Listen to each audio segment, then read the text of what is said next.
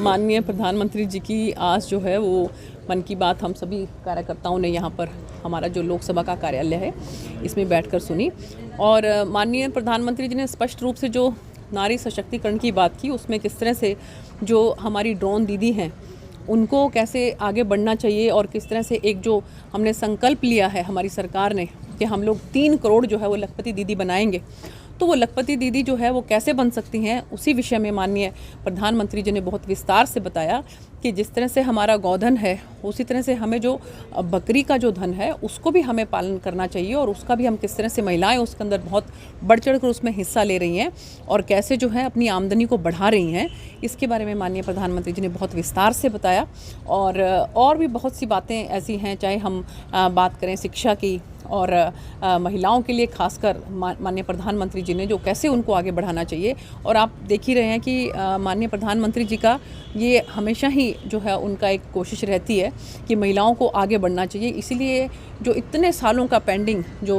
नारी वंदन अधिनियम है वो हमारी सरकार लेकर आई, स्पेशल जो है सेशन करके हमारी सरकार लेकर आई और वो बिल पास हुआ। तो मुझे लगता है कि हमारी भारतीय जनता पार्टी की सरकार जितना महिला सशक्तिकरण को जो है वो बढ़ावा देती है, इतना आज तक पहले कभी किसी सरकार ने नहीं दिया और इसीलिए महिलाएं जो हैं वो बढ़ चढ़कर जो है वो वोटिंग में भी हिस्सा लेती हैं और माननीय प्रधानमंत्री जी को बहुत पसंद करती हैं और भारतीय जनता पार्टी को भी बहुत पसंद करती हैं। वो एक प्रधान सेवक के रूप में जो है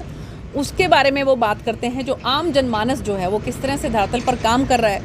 जो कुछ अलग करके आते हैं उसके बारे में माननीय प्रधानमंत्री जी बात करते हैं। आप उनकी आज तक जितने भी मन की बात हुई है आप उनको निकाल के देख लीजिए, कभी भी माननीय प्रधानमंत्री जी उसके अंदर जो है भारतीय जनता पार्टी की बात नहीं करते। सांसद सुनीता दुग्गल की मन की बात क्या है?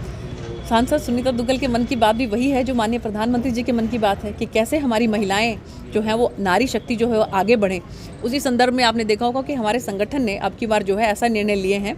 कि हमारे पूरे प्रदेश के अंदर 3 जगह पर जो है वो महिला जो है वो जनरल बॉडी के अंदर अध्यक्ष है। हमारे झज्जर के अंदर जो है हमारी बहन कलकल है और हमारे सिरसा के अंदर हमारी बहन निताशा है, हमारे हिसार के अंदर हमारी बहन आशा खेदड़ है। इसके साथ साथ देखिए कि जो महामंत्री हैं वो हमारी प्रदेश की महामंत्री हैं, वो भी हमारी डॉक्टर अर्चना जी जो पहले पूर्व में पानीपत के जिला अध्यक्ष थी, वो हमारी महामंत्री हैं। उपाध्यक्ष जो हैं हमारी गार्गी जी और हमारी रेणु बाला जी सचिव हैं। इतनी हमारी महिला जो हैं वो अब की बार संगठन के अंदर आई हैं, जिससे ये स्पष्ट है कि भारतीय जनता पार्टी जो कहती है वो करके दिखाती है और संगठन के अंदर भी भरपूर मात्रा के अंदर जो है हमारी महिलाओं को उसका अब की बार जो है वो प्रेफर किया गया है। चुनाव के संदर्भ में सुनीता दुग्गल की क्या मन की बात है? चुनाव के संदर्भ में तो फिर वही मैं कहूँगी कि जो हमारे संगठन के मन की बात है वही मेरे मन की बात है कि अगर संगठन मुझ पर विश्वास व्यक्त करता है और मुझे भारतीय जनता पार्टी के कमल का फूल चिन्ह यहाँ पर मिलता है तो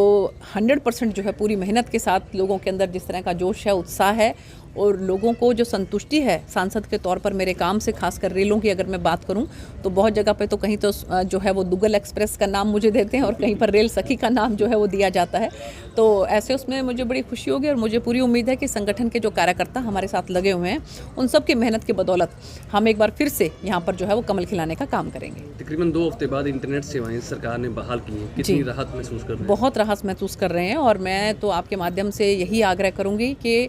बातचीत से समाधान निकले और किसी भी तरह का कोई आपस में जो है मनमुटाव ना रहे, ताकि जो भी हमारी आम जनमानस की जो सुविधाएं हैं वो किसी भी तरह से वो उन पर कोई रुकावट ना आए। क्योंकि आप देखिए कि जगह जगह पर जो है वो रास्ते पर वहाँ पर वो नाके लगाए गए हैं, उसकी वजह से आम जनमानस को, खासकर बच्चों को स्कूल में जाने में बहुत दिक्कत होती है। आज भी मेरे पास स्कूल के बहुत से जो हैं वो अभिभावक और साथ में उनके जो प्रिंसिपल्स हैं वो आए थे कि जी बच्चों को सिर्फ 1 किलोमीटर के रास्ते को पार करने के लिए 40-40 किलोमीटर का रास्ता पार करना पड़ता है, बच्चों को बहुत दिक्कत आती है। तो मेरी आपके माध्यम से यही आग्रह है कि जो है समाधान निकले और किसी भी तरह का कोई ऐसी रुकावट जो है वो आम जनमानस की सुविधाओं में ना आए।